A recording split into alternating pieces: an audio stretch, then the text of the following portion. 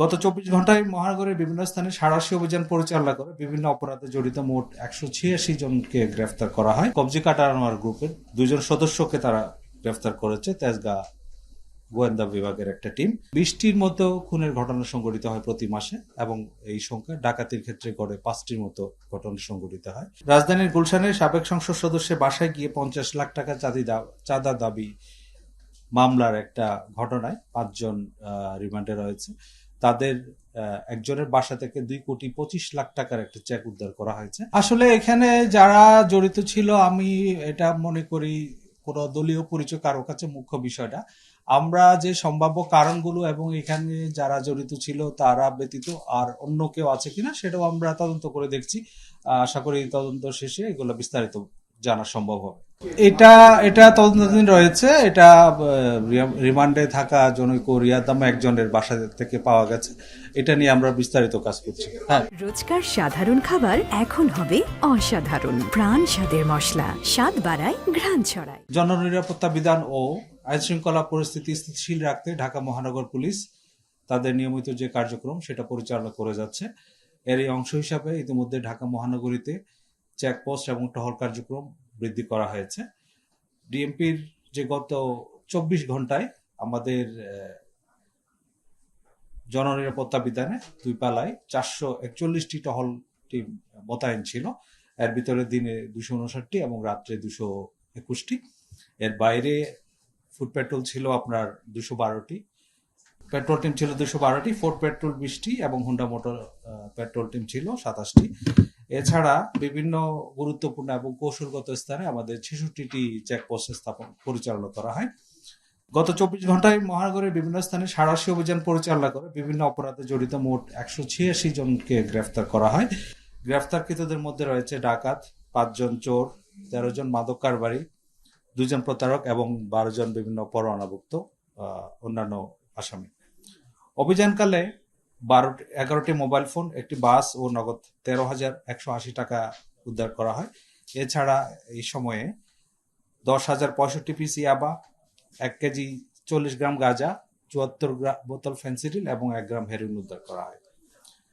আপনারা জানেন, মাদক এবং অন্যান্য যে অভ্যাসগত অপরাধী তাদের বিরুদ্ধে আমাদের যে নিয়মিত অভিযান সেটা অব্যাহত রয়েছে।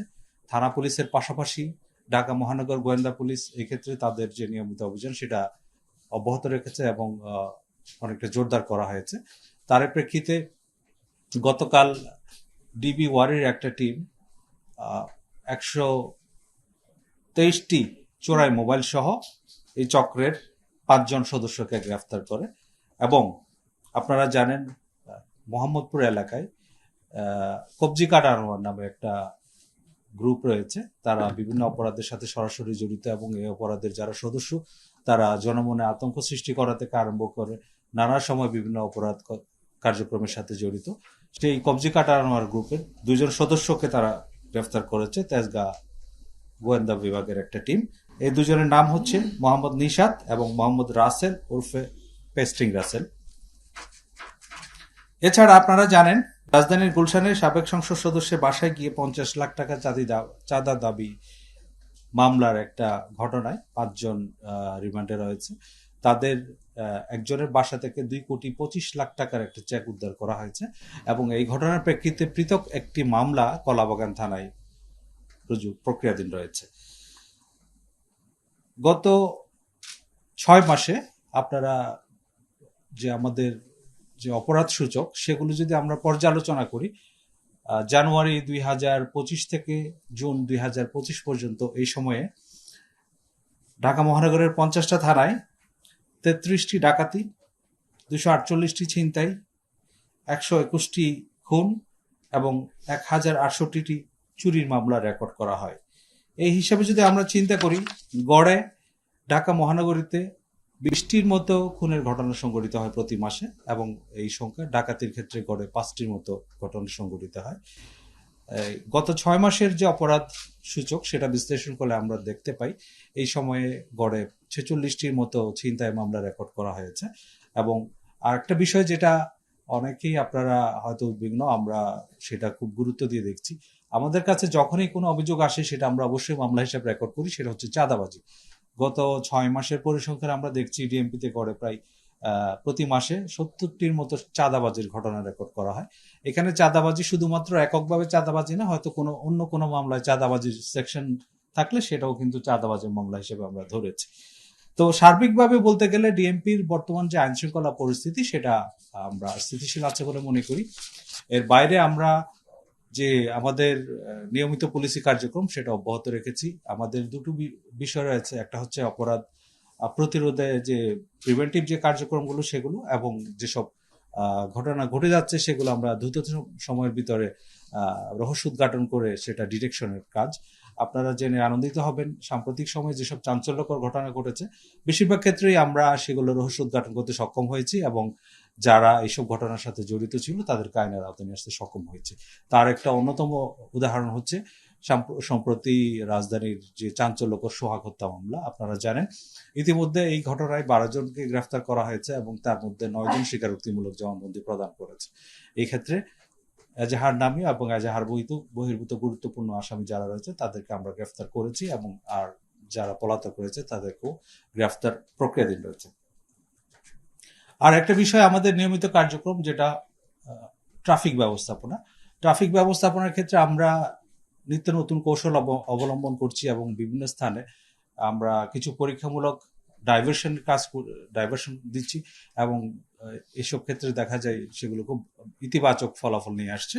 তথাপি কিছু ট্রাফিক আইনে বেশ কিছু মামলাও প্রতিদিন রুজু হয়। গত 24 ঘন্টায় এরকম 2845টি মামলা রুজু হয়েছে, এবং এর মধ্যে 282টি গাড়ি ডাম্পিং করা হয়েছে এবং 93টি গাড়ি রেকার করা হয়েছে। আমরা প্রত্যাশা করি নগরবাসী তারা সড়ক পরিবহন আইন মেনে চলবেন, এবং নগরের যে ট্রাফিক শৃঙ্খলা সেটা মেনটেন করার জন্য পুলিশকে যথাযথভাবে সহায়তা করেন। আমরা ঢাকা মহানগরের পক্ষ থেকে নগরবাসীর সার্বিক নিরাপত্তা এবং নির্বিঘ্নে চলাচল নিশ্চিত করতে আমরা আন্তরিকতার সাথে কাজ করছি। আপনাদেরকে আমরা আহ্বান জানাচ্ছি, সবাই আইন মেনে চলবেন, কোনোভাবেই আইন নিজের হাতে তুলে নেওয়া যাবে না, এবং যে কোনো ক্ষেত্রে অপরাধ এবং অপরাধীদের সম্পর্কে কোনো তথ্য থাকলে নিকটস্থ থানায় অবহিত করবেন, পুলিশ তাৎক্ষণিক ব্যবস্থা নেবে। আমরা ঢাকা মহানগর পুলিশ সবসময় আপনাদের পাশে আছি, থাকবো। পুলিশ কিন্তু যথেষ্ট সক্রিয় রয়েছে মাঠে, এবং ঢাকা মহানগর পুলিশ যথাযথভাবে কাজ করছে দেখে কিন্তু অপরাধের মাত্রাটা অনেকটাই স্থিতিশীল রয়েছে, এবং যেসব ঘটনা ঘটছে খুব অল্প সময়ের ব্যবধানে সেই ঘটনায় জড়িতদের আমরা আইনের আওতায় নিয়ে আসতে পারছি। এর বাইরে কিছু অপরাধ যে হচ্ছে না তা না, আমরা চেষ্টা করছি অপরাধের মাত্রাটাকে অবশ্যই সীমিত রাখার এবং এটা একটা সহনীয় মাত্রার মধ্যে রাখার জন্য।